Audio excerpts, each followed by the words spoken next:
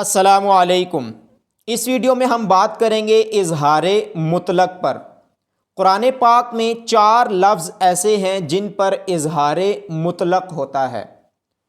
نون ساکن کا ایک قاعدہ ہے کہ جب بھی نون ساکن کے بعد حروف یرملون یا را میم لام واو نون ان 6 حروف میں سے کوئی حرف آتا ہے تو وہاں پہ ادغام ہوتا ہے۔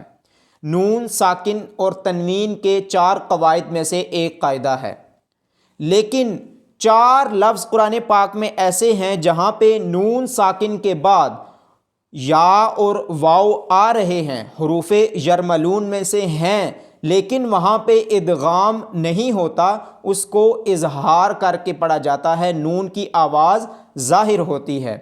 اس کو اظہار مطلق کہتے ہیں، جو قرآن پاک میں صرف 4 لفظ ہیں۔ وہ 4 لفظ ہیں دنیا۔ یہاں نون ساکن کے بعد حرف یا تو ہے جو حروف یرملون میں سے ہے، لیکن یہاں پہ ادغام نہیں ہوگا بلکہ اظہار ہوگا۔ اس اظہار کو اظہار مطلق کہا جاتا ہے۔ بنیان، صنوان، قنوان۔ اظہار مطلق کرتے ہوئے نون کی آواز ظاہر ہوگی اور نون ساکن پہ غنہ بھی نہیں ہوگا۔